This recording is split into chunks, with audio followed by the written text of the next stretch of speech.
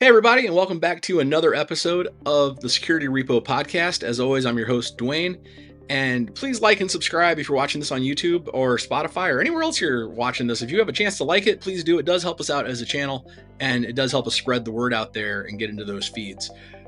As you know, we're trying to spread good news and good messages about security best practices and just raise awareness about a bunch of issues, and also dig into people's backgrounds about how they got into this field of security.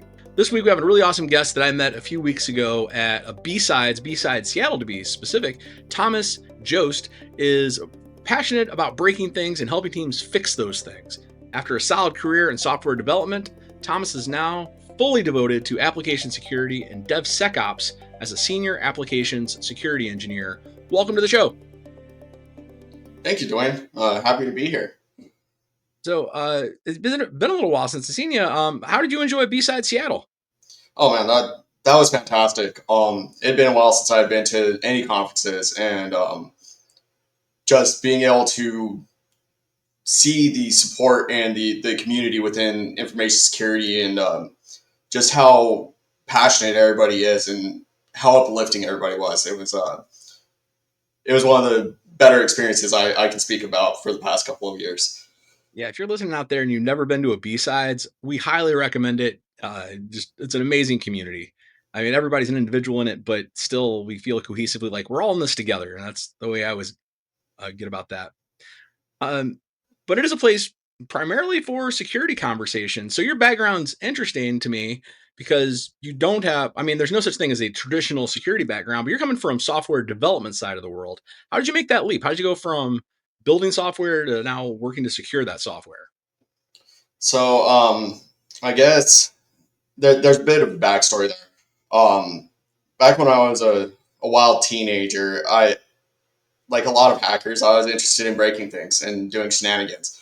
And I was on IRC a lot, and I was learning. I would always ask these more elite type folk, like, how do I do this? How do I learn to hack? And they told me, go learn to program. So I started learning how to program, and after some years of doing that, I realized that getting into security directly wasn't really an option. I didn't have the right contacts. I wasn't doing the right kind of research. And I was strong enough to become a software developer. So I went that path. Give it about 6 years, and I started talking with the security team at the company I was working with. And one thing led to another. I started helping them stand up some infrastructure for some things. And then, over time, just kind of smoothly transitioned over. And the rest is history. Just kind of bounced back and forth a little bit. And then finally at my current employer, they're hiring for an AppSec person, and I just kind of brute forced my way in that way. So. Right now, I'm just curious. So what kind of applications were you building? Like what languages, stack were you touching? So I've done everything from working with C and building binaries locally for just different little problems that I had. I've done mobile development specifically on the Android platform. Professionally, I've done everything from PHP to Golang to Python. I've done a bit of front end with React and Angular. Worked with Java, Kotlin. I've been all over the stack. Did a bit of system administration for a while with FreeBSD, various flavors of Linux. Been kind of all over the place. Oh, man, that wide background must have helped as you transitioned over first to DevOps, like not just like throwing the code over the fence, but now like actually getting it deployed and setting up that infrastructure. But now it's got to be really serving you well in application security, right? Oh, absolutely. And that's something that I've recently started mentoring some people, and one of the biggest things that I recommend is that they go and actually learn the operating system, specifically Linux. Considering the fact that most containers are running on Linux or some variant of that kernel, understanding what's actually happening under the hood and understanding at the network layer how the different protocols work and what's actually going on at the packet level can be immensely valuable for writing better code. So let's talk about that writing better code and what we mean by better, not just performant wise, everybody wants the most performant code in the world, but from a security standpoint, we want good, safe code that's like, how would you define that? How would you define that to your developers you work with? Good, safe code performs exactly as intended every time with almost no identifiable edge cases that can lead to unintended behaviors. That is a really good definition. Why is it then so hard to get developers to adopt security tools in a world where we just want them to do their job better and safer? You've had this experience, right? Like I have talked to a lot of developers in my life where like, there's this thing called Git hooks, and you can throw any crazy tool you want into a script and it will just auto check this for you as you're committing, right? And every time I'm like, yeah, but that would slow me down. Like, is it just that we're butting heads with like speed versus productivity versus security? I think that there are conflicting, uh, I guess you could say, goals between what security wants and needs versus what product and engineering typically wants and needs. Um, we live in a world since Facebook kind of inspired this attitude of move fast and break things, where software development teams are expected to be pumping out features at more accelerated rates every single day. And there's they aim at optimizing their processes for around development specifically to really encourage and facilitate that speed. When we inject security tooling into those processes, it's yet another line item that has to be checked off, which a lot of CI CD pipelines are notoriously slow. You might have between each stage, in a good scenario, 5 minutes as the code moves through the pipeline. And that's just running all your unit and integration tests. That's performing any kind of obfuscation or compression or what have you. It just whatever's going on in the CI pipeline, it can, on a good day, it could be 5 minutes. In some of the worst situations I've seen, it can be upwards of 20 between stages. So now we take, roll static analysis under the bus for this one. We throw that in there, and now we've got this tool that is having to scan, I don't know, a general microservice, 500 or 50,000 lines of code. It's got to go and just iterate through all those lines of code, build an AST, and determine like whether there's any findings. And that's more CPU cycles. That's more memory that has to be consumed. It's just going to slow down that process, and that's in direct conflict to what the software developer is doing. So then, even further, pull it out of CI/CD. Let's move all the way over and shift left. Let's put it in their development environment. They go in and you got a pre-commit hook that fires off this thing. And even if it's doing a delta scan, it still slows them down. And so what are they going to do? They're going to go in and put in their little flag that said, skip this. Because I don't want to deal with this line right now. They forget that they do that because they move on to their next thing. And, we're still back at square one. It, it, it's something that I think a lot about, because if we can change the attitude of, yes, this is going to slow you down, but if you slow down to go fast, these tools can actually help you write better code, make you better at your job so you can be faster because you're writing less bugs. Writing less bugs, more secure software. I'm curious, like, about if you've seen tools successfully adopted. Like, have you ever had an experience where you're like, hey, let's get on board with the security practice early, and that's actually going to help speed up? And maybe not at first, but everybody eventually like, yeah, that's actually a good point. The one place that I've seen this actually be successful is with SCA. Developers are seeing it more and more now too, because it used to just be that our dependency graphs within the software that we were writing were being attacked through supply chain attacks. And now with the advent of like VS Code and with these new AI variants, it's now their development environments that are getting attacked, that are vulnerable, because they're relying on those same third-party libraries that developers have no control over.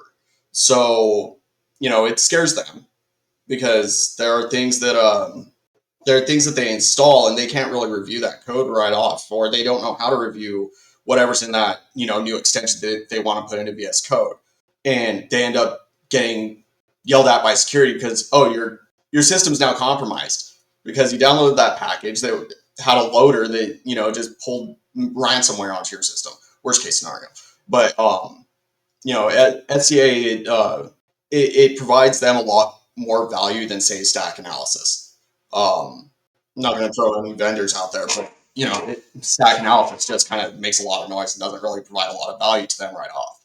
There's like the security best path, which is like, we're going to get 90% most effective way we can do this, but there's some drawbacks and you're going to get like pushback versus like, hey, there's a shorter path here, which is like no vulnerabilities. Won't name a vendor, but like just use their images and you're fine because they did all that work and we're going to obfuscate that and like just pretend it's magically golden image that you can just magically have. That makes sense to me.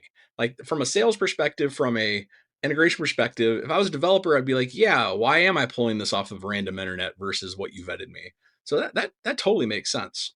But that leads me to actually the next question here. Earlier we asked like you define safe code for the developer. Is that the same definition then for the whole enterprise? Like, is that how enterprise IT or enterprise security is still viewing this code? Ideally, but the higher up that you get into leadership, the attitude and the culture around security shifts, and you have to communicate these concerns differently based off your audience.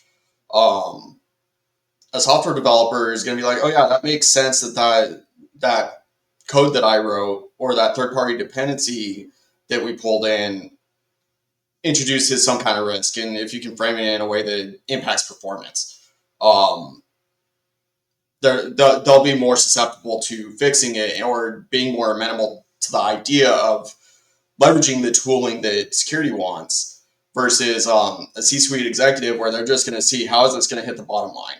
Is this actually going to improve the velocity of our teams?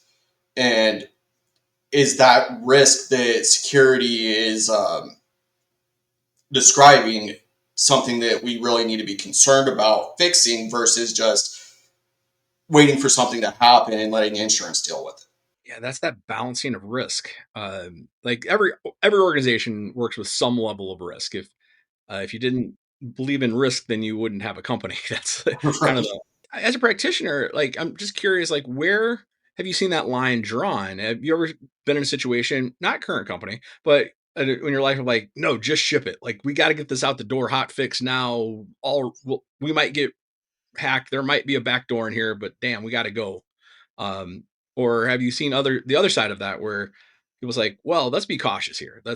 We can deploy tomorrow. Yeah, I've been in a few situations like that throughout my career where overly optimistic deadlines led to shamefully releasing a product that wasn't fully up to snuff. Um, Whereas there's been a couple of other situations where the inherent risk of the type of vulnerabilities that we could have potentially introduced was high enough that we were incredibly diligent about the code that we're writing, thoroughly vetting it. In that situation, there was like HIPAA compliance involved, and you have to be incredibly careful because you violate HIPAA or PCI, like there's some pretty significant penalties for that. So, luckily, the majority of companies nowadays are not operating in those kind of spaces that have such high compliance requirements or regulatory requirements. But it doesn't change the fact that there's so much PII that's out there and sensitive data about people that's being harvested that these concerns should really be ubiquitous across the industry. Um, Obviously, I'm biased, being AppSec. So one thing I do want to go back to, and we just completely glossed over it in the beginning, is you hold a title right now of Senior Applications Security Engineer. Uh, this show has a very wide audience, and I know that number of students have come up to me and it's like, thank you for having that conversation on the show. Can you just like briefly describe what you do? Like what does that role actually do within the organization? So I've been responsible for architecting AppSec programs, for defining what exactly application security looks like in an ideal state, developing roadmaps to get there, educating developers, putting together training materials around like what vulnerability classes actually are, how they appear within code, how to exploit them, how to actually put together entire exploit chains from end to end, the potential, why these things even matter. Because, a vulnerability on the surface is like, okay, well, the code just doesn't behave how the developer intended. But what can that vulnerability actually be leveraged to do? And explaining that to developers in a way that is that they understand what the actual risk is, why it's important. Um, Something that I've been learning recently too is like over the past 6 to 8 months is just how critical being a good diplomat in this position is. Relationships are everything for an effective AppSec program, because while I still write quite a bit of code in terms of building custom tooling or wrappers around, other industry tools, 90%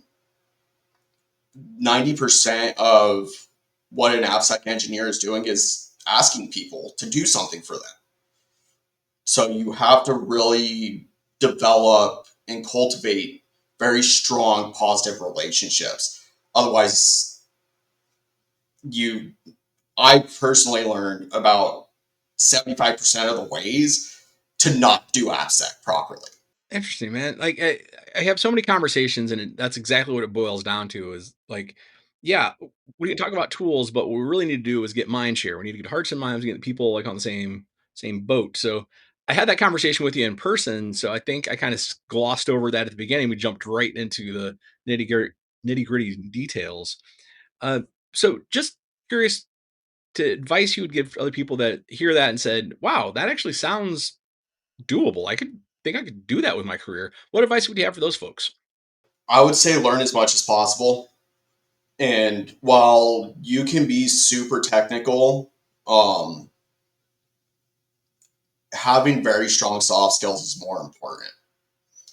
The technical skills can be taught; those can be learned. Oftentimes, especially, let's be real in this field, pretty much everybody has pretty solid technical aptitude. You can go read a manual and learn something fairly quickly, even on the spot. But soft skills are something that you really have to be diligent about honing and developing. So, put more energy into that. And that actually brings us right back to where we started this conversation, which is B-sides. Because if you're like, how do I talk to people about security? There's an entire community of people that do that for a living that get together in their communities and have this conversation over and over again and refine ways of like what programs work, like security champion programs. What works for one company might not work for another, but at least you're sharing those ideas. So again, we're really encouraging everybody to get out there and meet your local communities. So that brings us to one of my favorite parts of the show, and that is our get to know our audience segment. We have 4 questions we ask every guest on this show, and we'll start with the first one. What is your favorite security command line tool? I got to go old school and say Nmap. I've watched Nmap grow over it's been around for like 2 decades now. Um, and it is so incredibly powerful. Like, especially now. Back in the day, it just used to be an incredible reconnaissance tool, and now it's so much more. And it's the first thing I reach for whenever I'm going into like an offensive engagement. So, it's I guess to TLDR that it's just the tool that I know the best. Fair enough. Fair enough. Uh, you have been a hiring manager in your career. You have hired people and interviewed people. What is your go-to interview question? What does a person engage in outside of work to bring themselves peace or happiness? How do they relieve stress? And the context behind that is I'm looking to identify how an individual manages to prevent burnout, how they approach taking care of themselves, and kind of get a gauge on what their uh, where their mental health may be. Not that that would be a determining factor in if they got hired or not, but if they were to be hired, that can heavily influence how a manager engages with them to assist in their self development, and it can has a heavy influence on communication style and everything like that. And knowing if somebody has a hobby you share, hey, that's automatic rapport right there. So you're already cultivating that relationship. That makes a ton of sense. That's similar to other responses I've gotten from other guests on this show, but that show you're passionate about something. It doesn't have to be a home lab. It doesn't have to be the latest Linux distro. If it is, that's cool. Is it softball? Is it like you're very involved in your kids' arts and crafts projects, and like you learn knitting with them? It just something make a human. But that goes back to that human element to all of this. Like at the end of the day, we are security. Like security is human. Humans doing security. Like awesome. All right. Time for best advice, worst advice. We always ask every guest, what's the best security advice you can give? And then we follow it up with a little bit of fun, like what's the worst you're hearing out there? Let's start with the good. What's the best security advice you can give or that you're hearing out there? This is a really broad question, but I guess it's something that I've recently learned, specifically at B sides. Like, my best advice is get out there and actually start networking. I've been in the tech industry for professionally for going on 12 years now, and I'm just now starting to cultivate my network. It getting out there, making those contacts, and talking with people, and continuing to pass the conference. I'm seeing so much benefit come from that personally, and also seeing myself providing a lot of value back at this point. So just it's hard to get out of your shell. A lot of us are introverts or neurodivergent. Just get out there and go be goofy, go be yourself, and make those connections. That's rock solid advice. And what is the worst advice you have heard in security? That you need static analysis. um, I have a very large soapbox to stand on about that. I'm not sure if we have time, but static analysis is downright useless without having additional tooling in place to validate the findings. You're just going to overwhelm your AppSec team. You're going to overwhelm your development teams. And it's going to create a whole lot of noise that's just not good. Like, it's useless. Yeah, and I mean not to dump on the act of having a machine read your code and tell you about patterns it finds that you specifically told it to find.